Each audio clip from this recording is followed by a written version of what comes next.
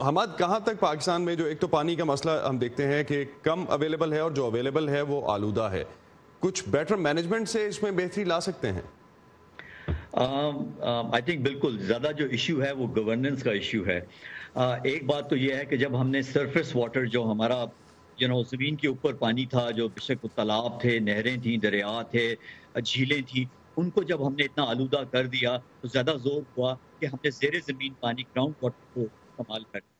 اور کئی علاقوں میں ہم نے دیکھا کہ وہ ہم نے اوور ایکسٹریکشن شروع کر دی۔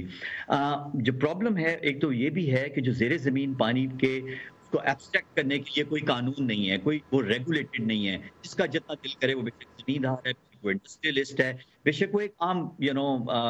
کسی کا گھر ہے، وہ ایک ٹیوب ویل لگاتا ہے اور پانی پمپ کرنا شروع کر دیتا ہے۔ اور آئی تھنک ایک وجہ جو جس طرح کہ آپ کی رپورٹ میں بھی بتایا گیا کہ آرسینک جو اب زیادہ ڈیٹیکٹ ہو رہا ہے، اس کی ایک وجہ یہ ہے کہ ہم اب جو اوور ایبسٹریکشن کی وجہ سے جو ہم زیادہ پانی ایبسٹریکٹ کر رہے ہیں، اب ہم ایسی پاکٹس میں چلے گئے ہیں کہ جہاں پہ جو نیچرل آرسینک پایا جاتا تھا اب وہ شامل ہونا شروع ہو گیا ہے۔ تو آئی تھنک یہ بہت ضروری ہے۔ اور دوسری بات ایک اور میں بتاتا چلوں، جیسے کہ آپ کی رپورٹ میں بھی بتایا کہ یہ ضروری نہیں کہ ایک گاؤں میں ایک پمپ سے آرسینک آ رہا ہے تو دوسرے یہ پمپ سے پمپ تک ویری کرتا ہے، یعنی کہ پورے علاقے میں ہوگا، یہ پاکٹس میں ہے۔ تو آئی تھنک اس کی مانیٹرنگ جو ہے اس کی اور زیادہ تھوڑی سی کمپلیکیٹڈ اور مہنگی بھی ہو جاتی ہے کہ آپ کو ایک ایک پمپ کا پانی چیک کرنا پڑتا ہے۔ سو یہ ضروری ہے کہ آپ پمپس کو آئیڈینٹیفائی کریں کہ یہ جو پمپ ہے یا یہ جو کنواں ہے اس کے پانی میں فلورائڈ یا آرسینک زیادہ ہے، اس کو نہ استعمال کیا جائے اور اس کو آپ کراس کریں۔ آئی تھنک جو WHO اور ایک کاوش میں یہ چیز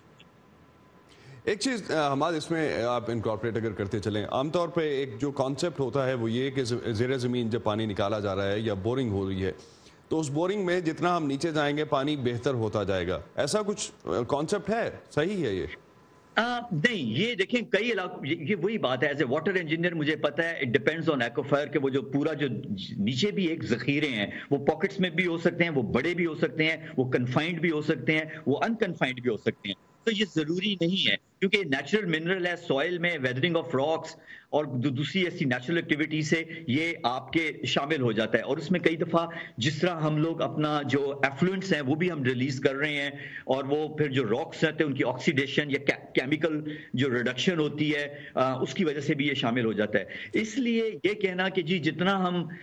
یہ کئی جگہوں پہ جو مائکروبیل جو آپ کے بایولوجیکل کنٹامینیشن ہے اس کو تو آپ ایڈریس کر لیتے ہیں۔ اور یہی ریزن ہے کہ واسا لاہور میں پہلے 300 فٹ پہ پانی نکالتا تھا، اب وہ 700 اور 800 فٹ سے نکال رہا ہے، بیکاز 300 فٹ پہ جو پانی ہے شیلو واٹر جو ہے وہ کنٹامینیٹڈ ہے، اس میں ایکولائی ہے جو آپ کے سویج میں ہوتا ہے، تو وہ بالکل ہی فیزیبل نہیں ہے۔ اس لیے وہ پھر اور گہرے جاتے ہیں اور گہرے جاتے ہیں، اور جب وہ اور گہرے جاتے ہیں تو وہاں پہ پھر آرسینک یا فلورائڈ جیسے نیچرل ایلیمنٹس کا ایشو آتا ہے۔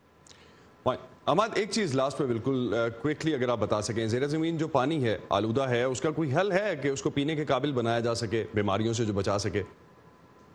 ہاں بالکل، دیکھیں ابھی کئی جگہوں پہ جو ایسے جو فلٹریشن پلانٹس لگائے گئے ہیں اس میں آرسینک ریموول فلٹرز بھی لگائے گئے ہیں، اور یہ ہاؤس ہولڈ لیول پہ بھی اویلیبل ہیں، اور یہ لائک جو ایک کمیونٹی لیول پہ جہاں پہ ایک بڑا پمپ ہے وہاں بھی اویلیبل ہے۔ اور یہ دیکھیں ہمارے پاس بڑے لیسنز ہیں کیونکہ یہ پرابلم آئیڈینٹیفائی ہوئی تھی بنگلہ دیش میں، انڈیا میں، اور وہاں سے ہمیں پتا چلا اس وقت ہمارے ہاں اتنا ایشو نہیں تھا، اور ہم ہمارے اس کو پاکستان میں بھی اڈیپٹ کر سکتے ہیں۔ بہت شکریہ حماد آپ کا، بہت شکریہ آپ کا ہمیں جوائن کرنے کا۔